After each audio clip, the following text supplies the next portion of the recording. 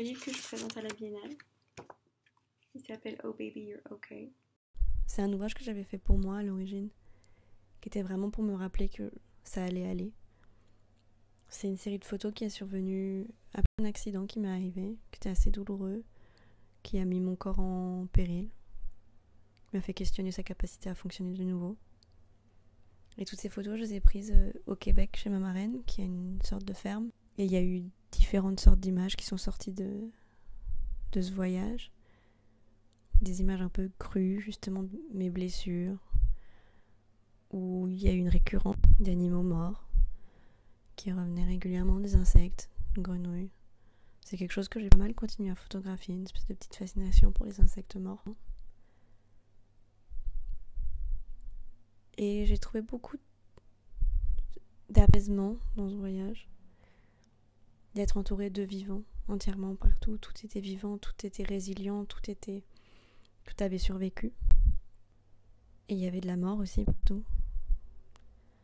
Mais ça cohabitait. Puis on voit des états différents, ils sont morts, et puis il y a des choses décomposées. Et puis il y a la terre qui est en fait issue de toutes ces choses qui sont mortes et qui servent à faire revivre tout le reste, qui sont le nutriment de tout le reste. Et je pense que ça se retrouve dans l'ouvrage. Il y a des photos très douces, très belles, très enveloppantes, une espèce de caresse du soleil. Et en même temps, il y a des choses un peu plus crues. Ne serait-ce que la plaie qui a cicatrisé, c'est la preuve d'avoir survécu. Et ça, je pense que d'avoir été dans ces moments-là, où j'étais encore un peu dans une sorte de brouillard, de morphine, de le saisir grâce à cette confrontation naturelle. C'est un moment assez important l'été, parce que ma mère est américaine, mon père est français. Du coup, tous les étés, j'allais voir mes grands-parents aux États-Unis, qui ont toujours vécu dans des endroits plutôt ruraux. Jusqu'à récemment, où ils ont déménagé dans une ville, pour être plus proche de tout ce qui était services, médecins, hôpitaux, et puis du reste de la famille. Mais ce qui est marrant là-bas, c'est que même ce qui est urbain, ce qui est appelé une ville, c'est pas du tout urbain. Enfin, pour moi qui suis une Parisienne, c'est complètement rural. Ils sont entourés de forêts, il y a certes d'autres maisons à côté qui permettent un espionnage permanent de ce que font les uns et les autres, mais c'est extrêmement rural, c'est extrêmement vert, c'est extrêmement humide, il y a des insectes partout, il y a des bêtes partout. Et ça a été un lieu pour moi de création.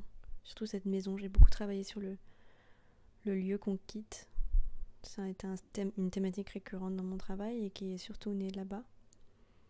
Mais il y a aussi une manière dont la lumière apparaît différemment, sûrement parce qu'il y a une différence de latitude, mais ou peut-être juste c'est une différence d'affect. Je me raccroche beaucoup à la lumière. Je pense que ça a à voir avec ce que Denis Roche dit de la photographie, que c'est cette rencontre du beau et du temps. Et le temps, pour moi, c'est la lumière. C'est la montée des circonstances. Il appelle ça la montée des circonstances. J'ai beaucoup tourné autour de ça. Surtout dans la lumière. On a bougé les meubles. Il reste de la poussière, oui, mais tout ce qui reste, c'est la lumière.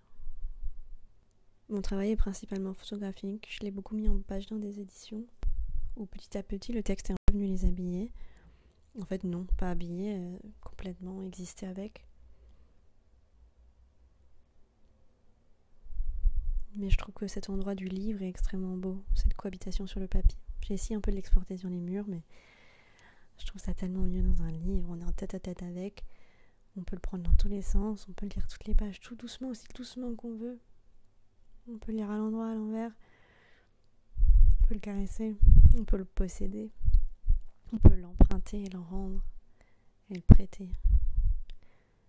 Et je trouve ça très très beau. Je trouve ça extrêmement émouvant comme objet. Il n'y a rien de plus touchant que de trouver un livre, surtout un vieux livre. Et je trouve ça complètement fou qu'on passe autant de temps à rendre quelque chose lisible et agréable à lire et agréable à regarder, alors que ça pourrait avoir une vocation juste utilitaire de communiquer de l'information. C'est pour ça que j'adore les livres.